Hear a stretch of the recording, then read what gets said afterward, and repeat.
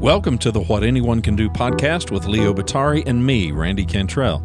This show picks up where our previous show, You're the Peer, left off, highlighting the simple truth that who you surround yourself with matters, and that if we enlist the support of others, give back to those who give to us, and pay it forward for the next generation, we can do anything. Author and keynote speaker Leo Batari and I talk with a diverse group of thought leaders who will share stories and insights that will help you succeed in business and in life. How? By doing the things anyone can do, but most of us never will.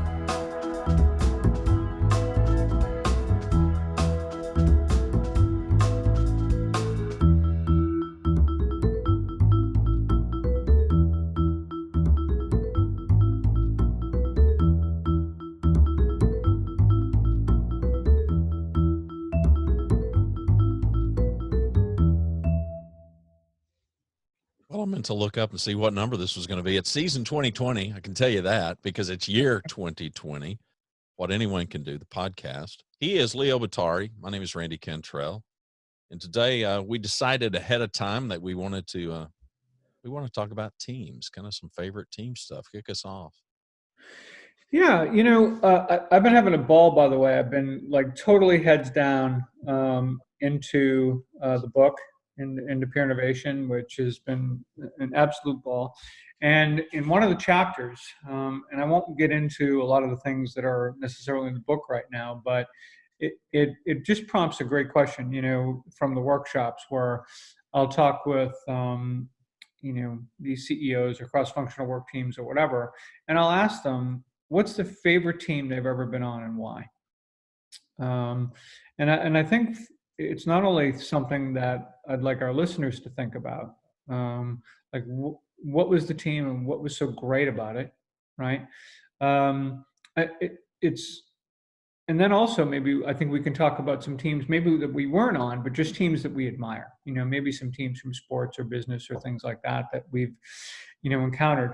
But what always cracks me up is this, the real aha for me when I ask that question is you can't believe the number of times someone will reach back and it's like they pick their team from like Little League or Pop Warner or CYO basketball or something like that.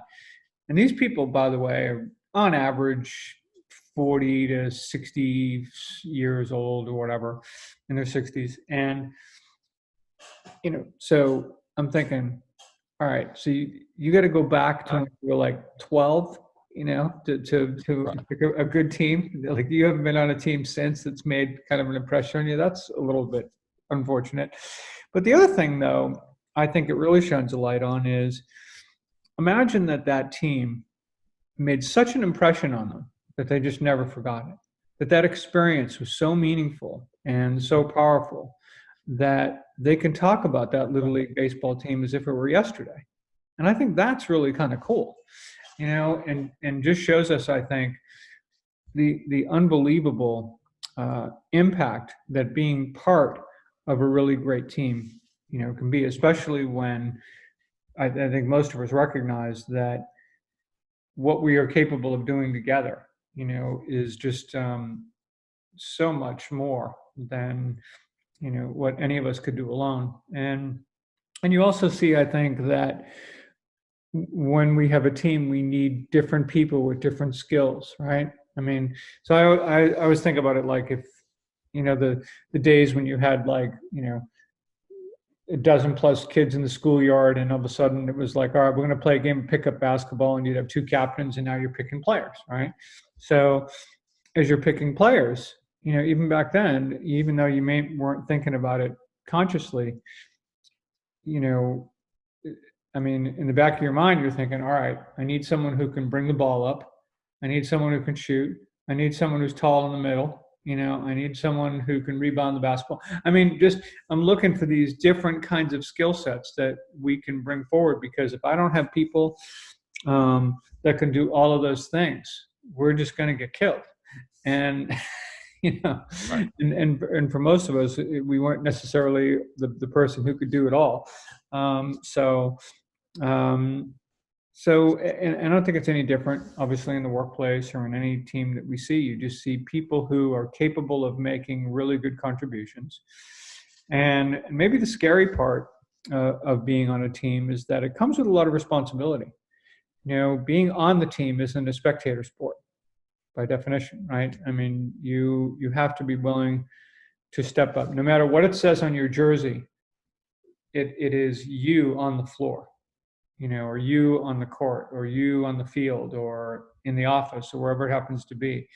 You are the one in that position making that contribution at the time, and have an incredible responsibility not only to the overall, but to the others, on your team.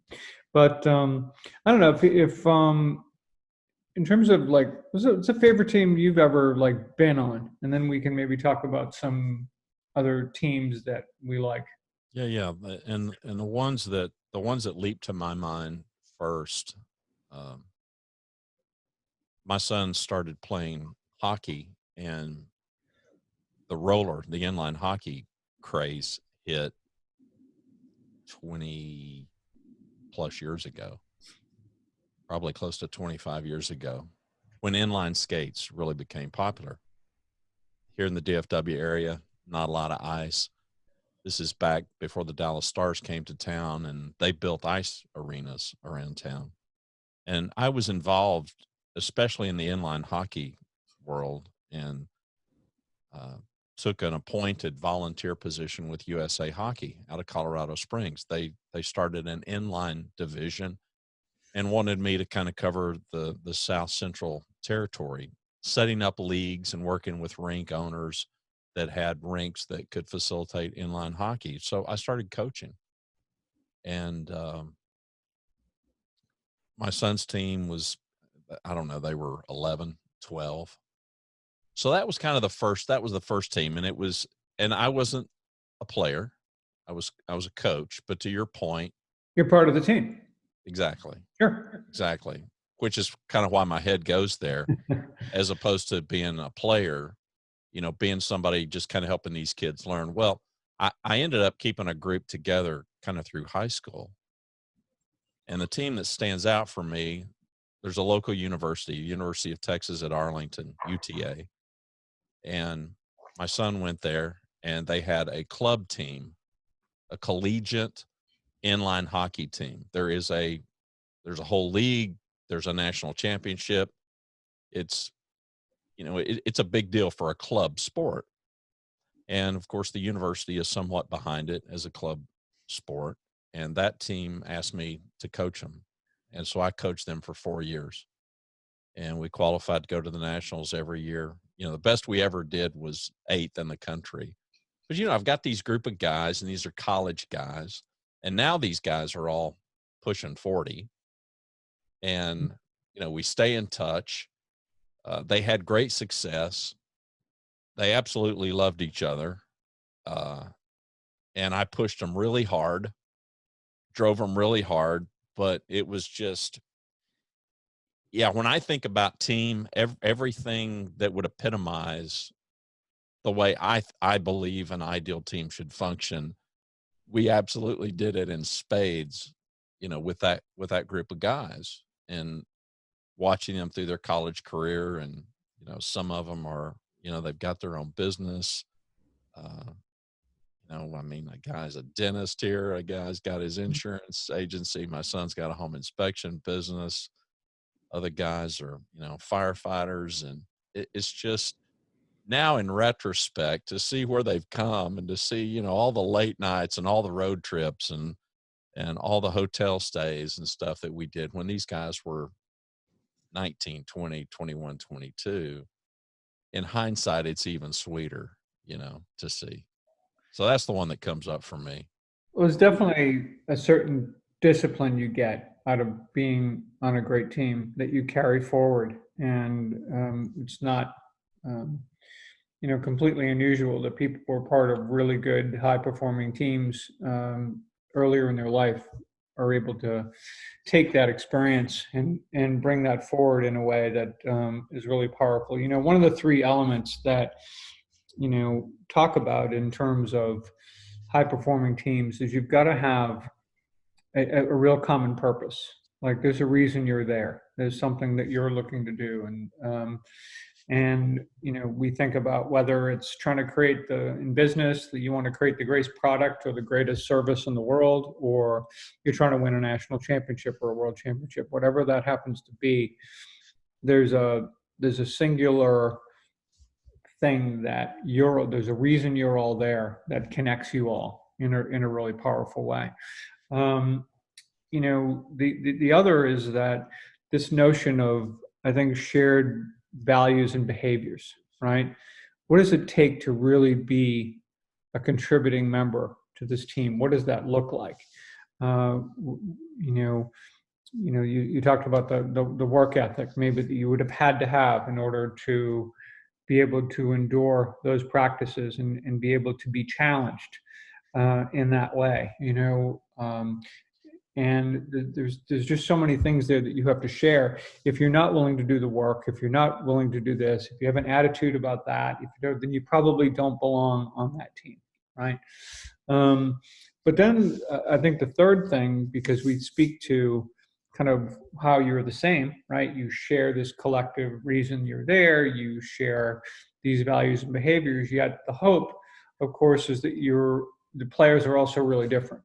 Not only in terms of the skills that are necessary to make a contribution to the team, but the perspective they bring, their experiences, where they're from, what they look like, all kinds of things that, inform a richness or that creates this closeness among team members as well, especially if they're open to, learning from one another, which I think also gives them the permission to challenge each other to be better. We've talked about this before about great teams. It isn't just about the coach pushing the players. It's about the players who are pushing one another and supporting one another, right? It's that yin and yang of challenging people and supporting people. People think that yin and yang are about opposing forces. They're not opposing at all. They're actually complementary forces. They actually hold each other up, when you really think about what that looks like. And I think that powerful combination of being willing to challenge someone, but for that person to know that they're not flying completely without a net, that there is some support, there is some, help for them when they need it, is great. Of course, you talk about hockey, and I think we did touch on this in the last show too. But here we are, 40th anniversary of the Dream Team. Not the Dream Team, excuse me. Well, it actually is really the Dream Team. But when you think about, Miracle on Ice, yeah. I mean, just an unbelievable. God, they played that game 100 times. They would have lost 99 of them, I swear. Yeah. But well, I think our Brooks even acknowledged that tonight. They're not going to beat us tonight. Yeah.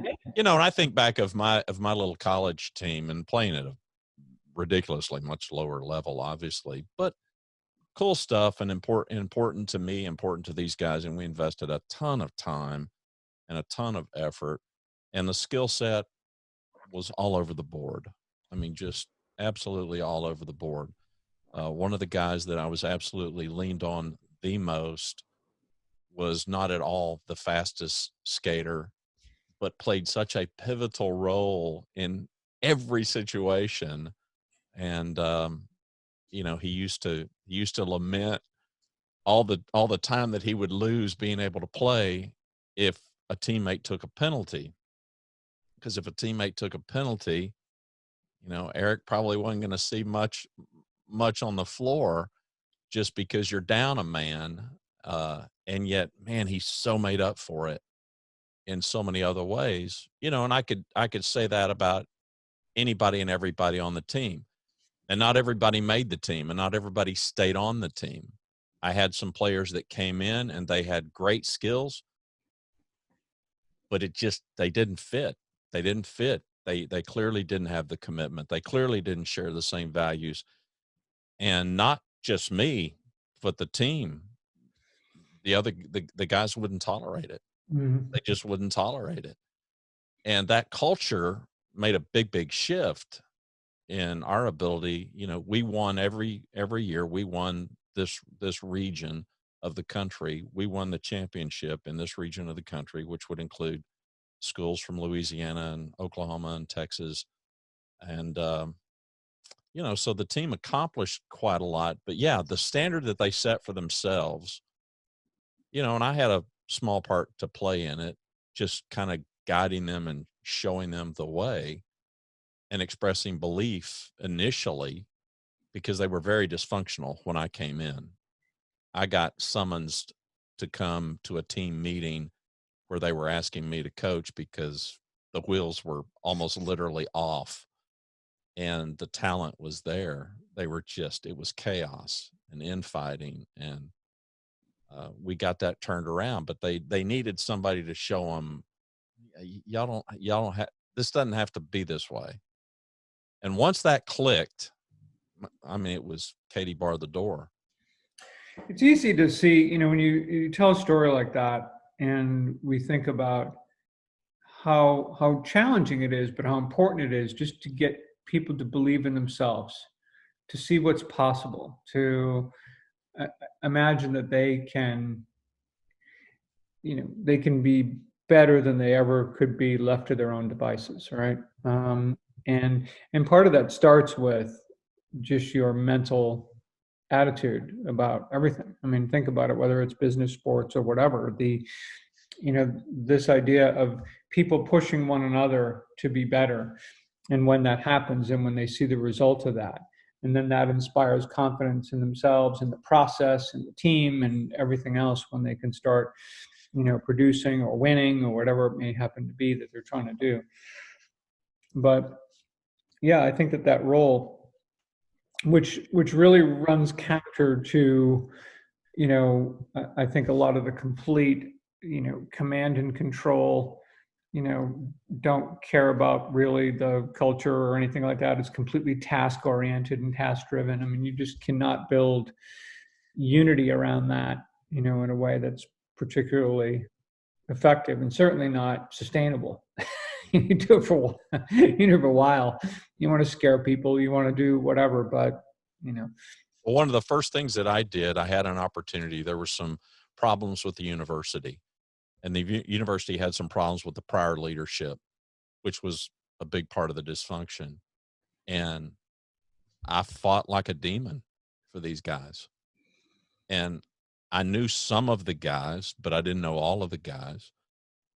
And I think me going to into war for them with the university and winning, I think that was a big deal. So I really had an opportunity to very instantly prove that I cared, if that makes sense.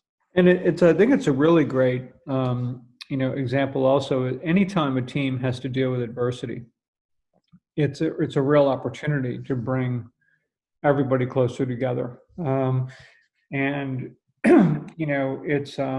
it's what can happen with teams when they experience a loss. It's what happens, can happen in all kinds of circumstances where they're in a tough spot and they've got to rally, they have to summon whatever it is to kind of get them through it. And when they do that together and they prove to one another they can do it, they talked about we talked about Miracle on Ice.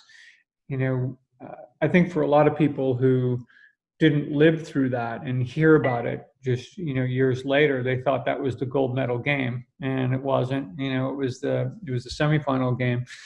But it was interesting. After 2 periods, they were down to Finland in the gold medal game, and what they knew was not only obviously they weren't going to be in a situation where they beat the Soviets in the semifinals and then lose to Finland. I mean, that was not going to be acceptable. However, what they really drew upon, I think, was, if you remember, they came from behind in every single game in the medal round of that tournament. They were always behind and always came back.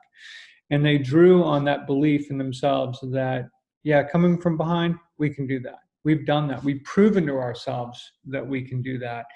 And that really inspires, a level of confidence even when you are behind, and in their case especially so, where they could actually play at their very best. And Kansas City Chiefs did it this last, in the NFL, you got the same kind of a confidence factor there. So what about you?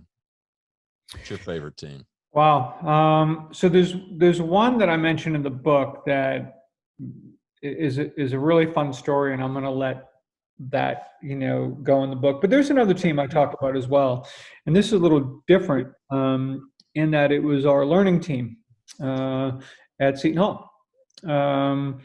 LT21, as they like to refer to it. We were the 21st learning team to go through the Master of Arts in Strategic Communication and Leadership programs back in, 2006 to 2008, and it was awesome. It was an unbelievable. Now, this is where we were Now, kind of explain for those of us that don't know. I mean, explain how the learning team in that kind of a situation. How does that work?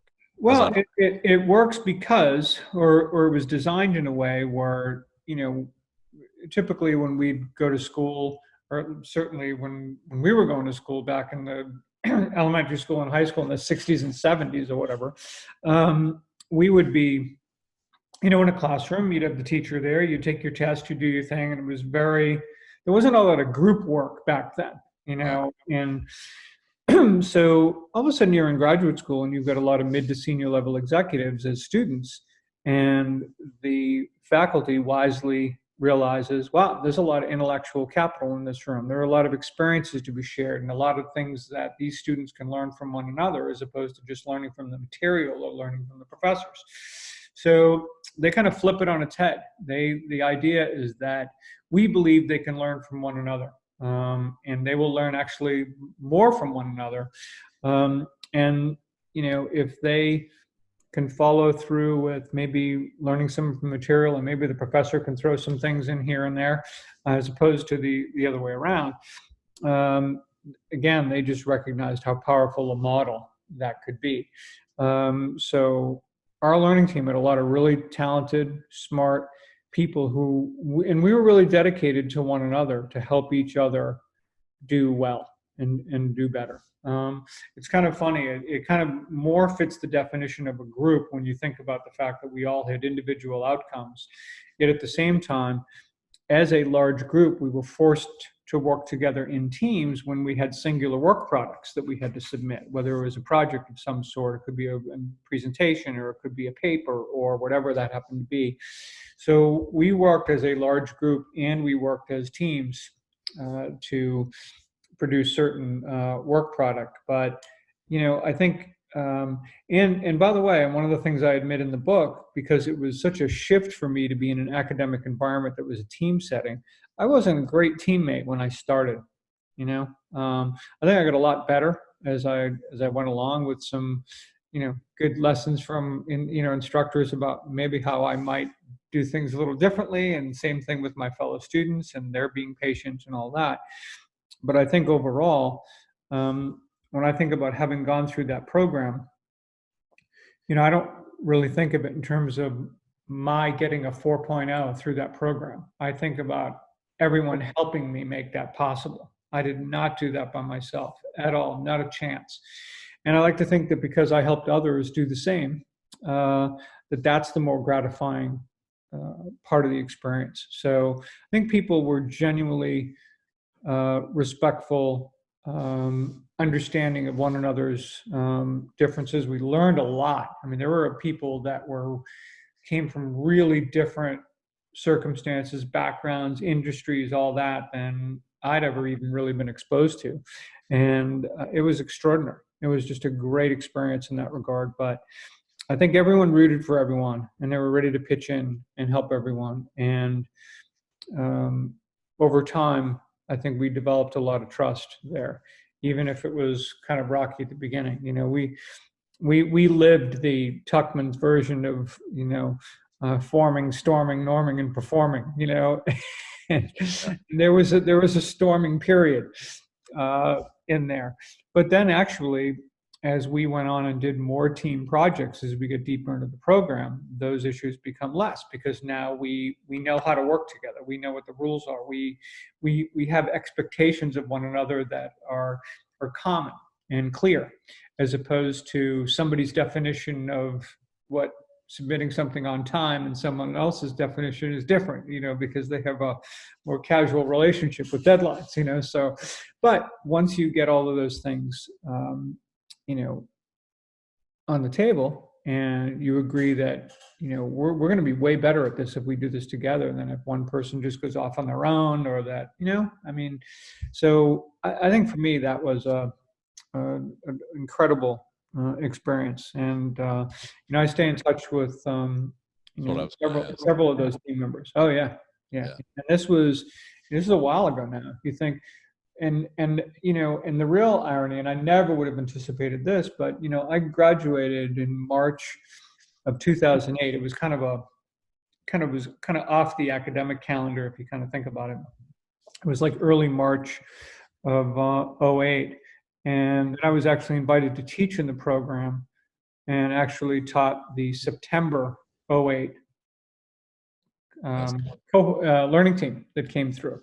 And it would have been learning team 23, actually was the first learning team that I was ever involved with teaching. I taught in that program for 7 years. And you guys were what, 21? Yeah. That's awesome. And I did get the head of the program to admit that we were by far the best learning team that ever went through that program. Yeah. And actually, there are certain metrics that support that, really, other than good. Other than just a managed metric. Oh yeah, other than my own just personal. Yeah. Now, how large is this team? How many people were in this team? There were 26. Oh, so a big team. Yeah. Yeah, you said big, so. Yeah. Yeah, there was one, and actually there was only one student. It initially began with 27. There was one guy that dropped out after the first couple of weeks. He just, in fairness, he just was kind of feeling like, this program's not for me. This isn't exactly what I'm looking for. And he kind of did his thing. But everyone else did it and did well. And I think it also speaks to, you remember the old fashioned, you'd get into a program like this and they'd have you sit there and they'd have look to your left, look to your right, one of the two, you're going to fail, or however that ridiculous, thing goes. And this was far more about, you're all here for a reason. You were all accepted into this program because you have something special to contribute. And because we believe you're going to be successful. We're going to help you. You're going to help one another, no matter what life throws at you. And it was true. You had people who had, babies born, parents die, family situations, and all kinds of things that would have absolutely, been legitimate excuses for people to go, hey, I need to take a break from this, or I need a time out, or I need to quit the program, I need to do whatever. And every one of us helped each other pull everybody through. And I will say that really felt great, that everybody did well. Actually, there were more 4.0s in our particular learning team than in any other prior or any since. And actually, there are 3 or 4 students that absolutely, just out of some, fluke, didn't join the people who did get a 4.0 there. I mean, they were like, 3.9 or whatever. Yeah. And it was just, it could have been one paper, one little stupid thing, one whatever that, but really, really, really just great people who were committed to one another and had fun. And by the way, most of the time we spent together wasn't in person. It was online. We had residencies. We had 3 residencies. They were full weekends. So we really got to know each other the first weekend, and then we work online. Then all of a sudden we go to a mid-residency, as we called it. Now you bring, and you think that it's like you're just, the first time to the second time, that mid-res, but you realize how much you grew together and how much you learned from one another and how much better you got to know one another, even in the time that you weren't together. Now all of a sudden you come together again, and it's a whole other level. And then by the time you go to final residency, and where graduation was wrapped into it and all that, and you're meeting people's families and you're doing, it was really powerful and a wonderful experience, which is why even today, I think online courses are amazing for a lot of reasons. There's a lot of advantages actually to what you can do online versus even in the classroom. Um, but I, I think that I think hybrid courses are really, really the best way to go. I think if you can have at least some um, face-to-face interaction, and it's what we do at Rutgers right now. So, I've been teaching for Rutgers now for the last 5 or 6 years, and there's a course that we do that basically we insist, the professors insist that we do a residency as part of it. And we feel so strongly about it. It's not anything we get paid any extra for or whatever. We get our, basically our flight and a hotel, but we are happy to essentially contribute our time for a whole weekend there because the value of that is so powerful to kick off the online experience we have with them that it's just a can't miss kind of thing. And students love it, we love it, and it just sets a completely different tone when you can combine those two things. I'm curious. Something came into my mind while you were talking about this group, this team, and that's expectations. What role do you think expectations play in not only the formation but the ongoing existence of a really good or great team? So I think it's a couple things. Expectations shouldn't always be about the end result. And I think that's really key. I think the expectations we have, and we've talked about this like great sports teams, right? I think when you really think about a lot of great sports teams, they don't start the season only focused on winning a world championship or winning a national championship. What they do is they focus on, are we getting better every single day? That's their expectation should be daily in that way. And every day they say, we got a little better today. You know what? We didn't get any better today, and we need to make sure that doesn't happen. So we need to show up to practice tomorrow and work a little harder or do what we need to do.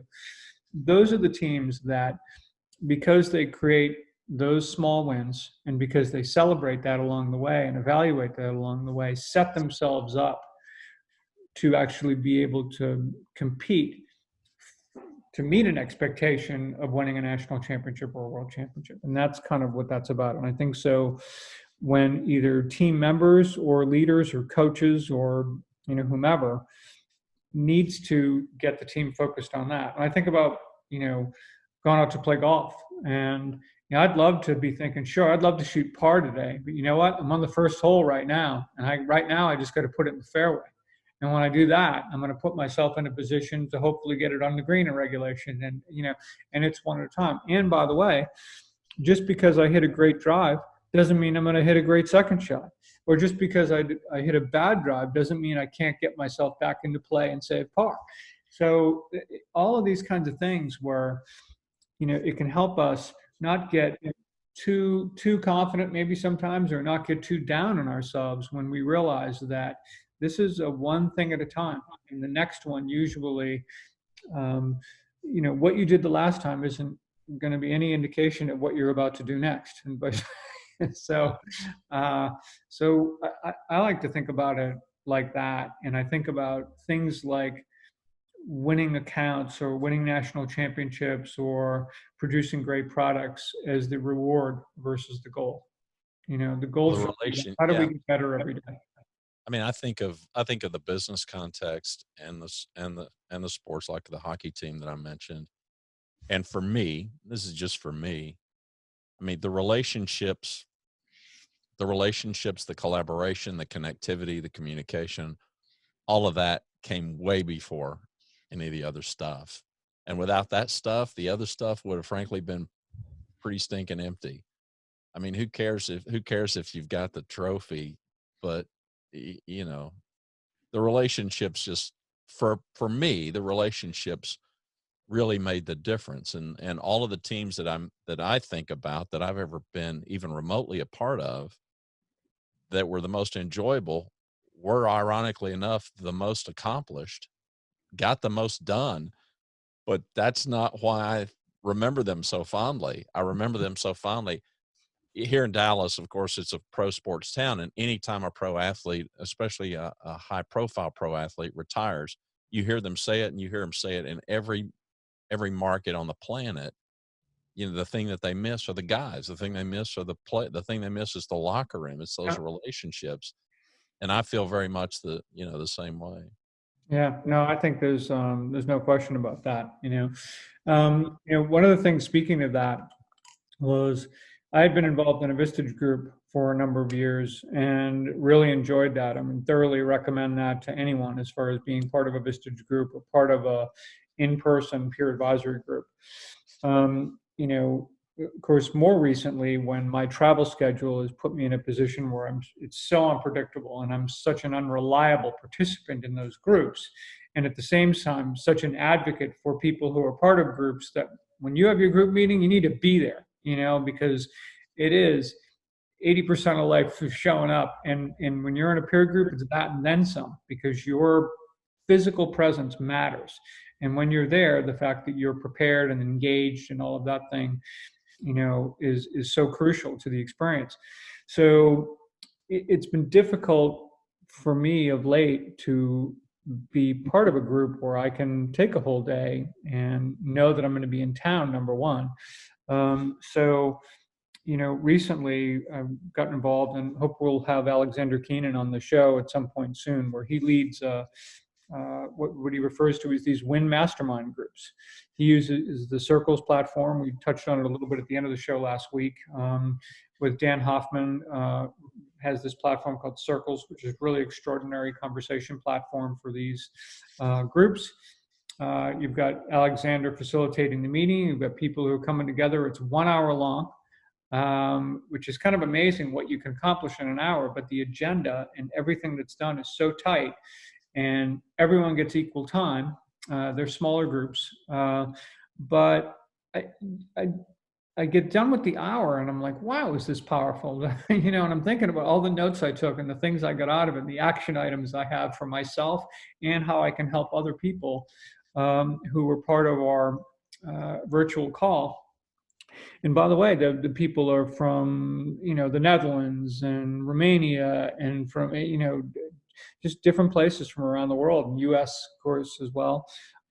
It's kind of just getting started in terms of what he's been doing, but it's a fun way and a reliable way for me to be able to get the group experience, which obviously I believe in and espouse so much for others, that I wanted to make sure, obviously, that I'm in a group and able to, to do that, and then have exposure also around people who aren't just in my specific geography, but who, again, it's just broadening my perspective and getting a much more of a worldview, about things. And by the way, there's not always like super consistency about who is coming to every single meeting. And I think that's another little paradigm shift for me in terms of, on one hand, building these in-person groups like Vistage does, or YPO forums, or EO, or which I think are great. And it's what it is, though, is just a slightly different value proposition. It's just it isn't one's better than the other. It isn't anything like that at all. It's just one of them is a different value proposition, and they also just provide different levels of accessibility.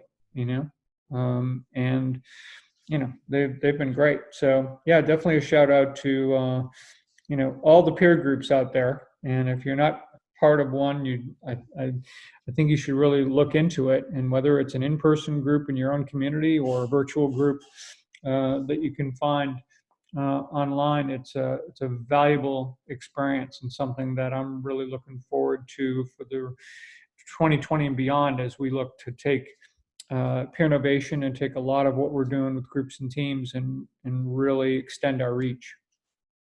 Well, and that's the good thing, is the technology is really affording us, to your point with your Seton Hall experience. I mean, that opportunity of that kind of a hybrid thing, that's a relatively recent phenomenon that wasn't available in the traditional days of our going to college, for instance, in the pre-internet world. So it's a great time to be alive. And one size doesn't fit all, but there's something out there that probably is suitable for most anybody and whatever your situation is.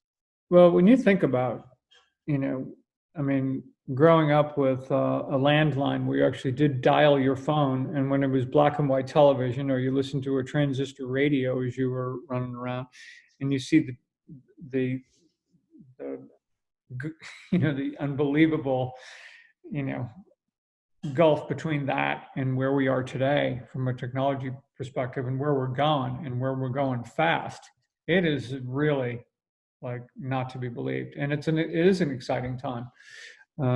You have to be, I think, willing to not fight change. You've got to be willing to embrace it and be excited about it. Sometimes it's quick, sometimes it's exhausting. I feel like sometimes I'll get to a certain point and then there's another new thing I feel like I've got to learn, and like I want to, but sometimes I have to take a breath.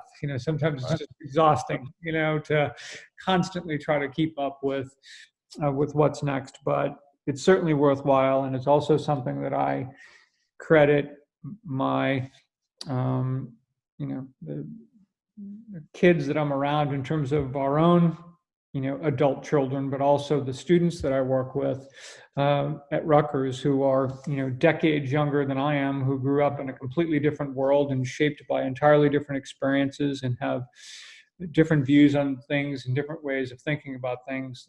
And what I get to learn from them is so awesome, and it speaks to the line that I've mentioned before, that Pat Heineman, who was a former Vistage chair, who was always asked. I mean, by the way, he started the job as a Vistage chair at 73, and he did it for 25 years, regarded it as the most meaningful work of his life. But when he was asked, like, how are you so vital? And so, because he was, 98 years old, there was nothing frail about this guy. I mean, he walked in a room and he owned that room, and he had a strength of presence and voice and all of that. But he basically used to say that he said, you don't grow old. He said, you become old when you stop growing.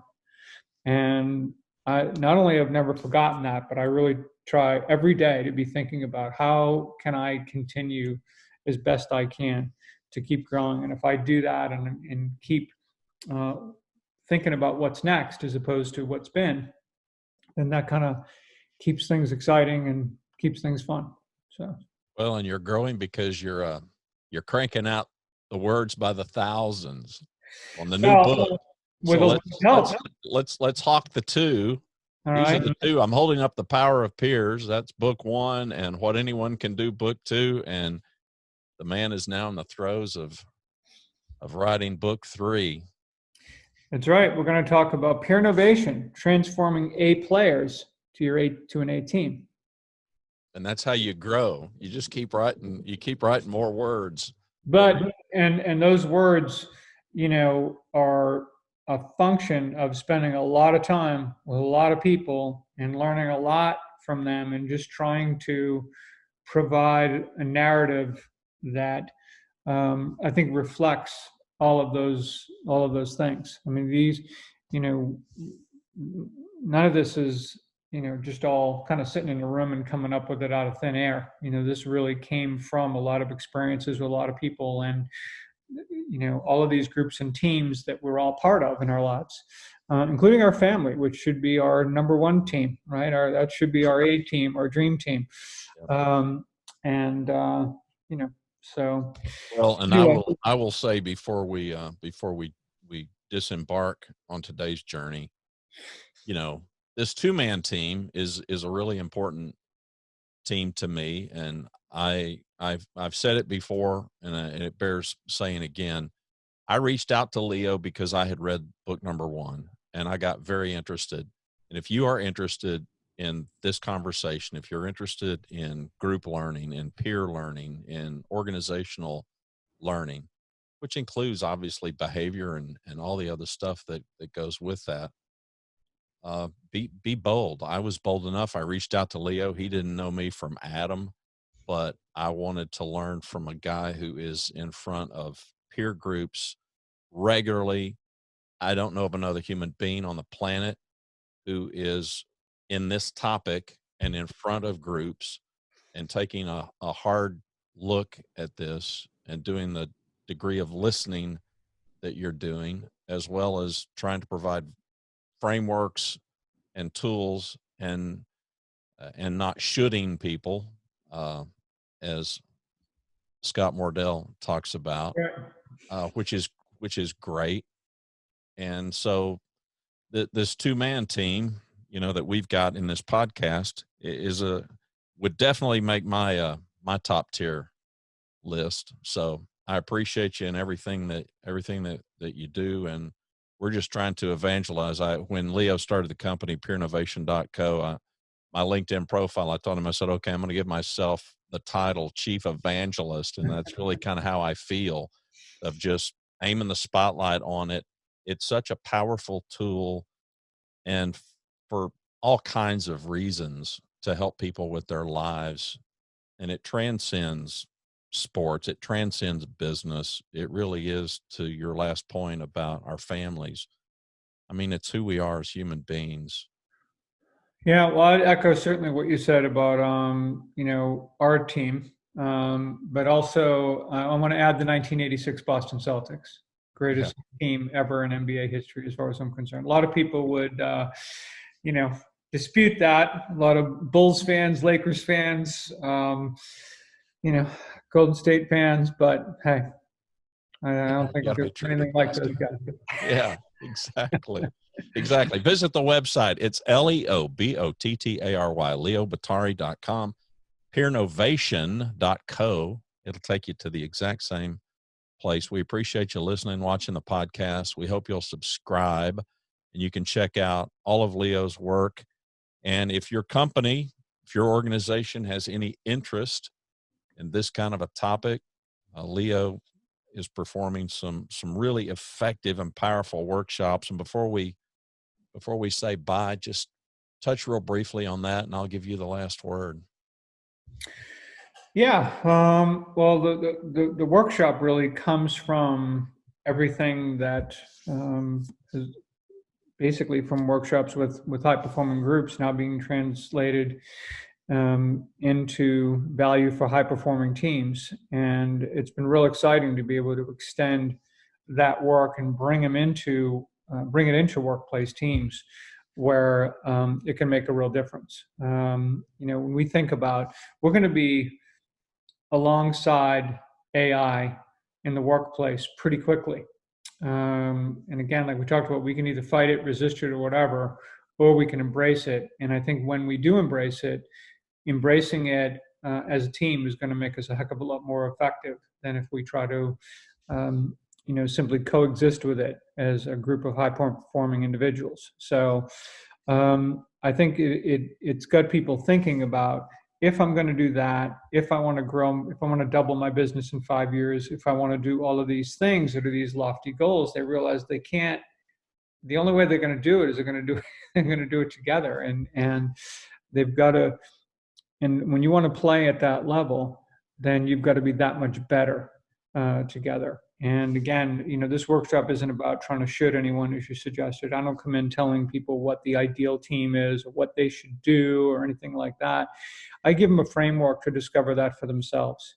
And then we have some deep conversations that give people a sense of what they expect of one another. They can look one another in the eye and say, here's what I'm going to commit to this team, and here's what that person expects of everyone around that table. And it also sets the criteria for anyone who may want to enjoy the privilege of being added or being part of that team in the future.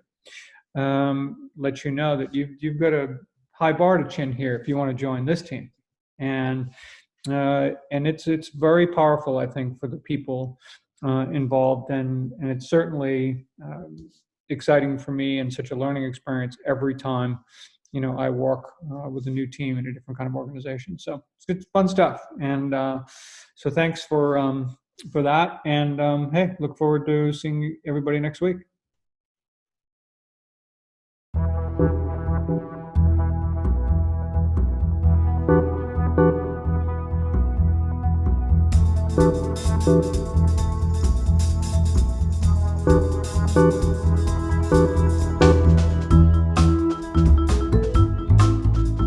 To learn more about our show and what we do, to submit questions to us, and to subscribe to What Anyone Can Do podcast, please visit our website, whatanyonecando.com. What Anyone Can Do podcast is hosted by Leo Batari and me, Randy Cantrell. Music provided by Kevin MacLeod is Vibe Ace, licensed under Creative Commons by Attribution 3.0 license. Thanks for watching or listening. We hope you'll share the podcast.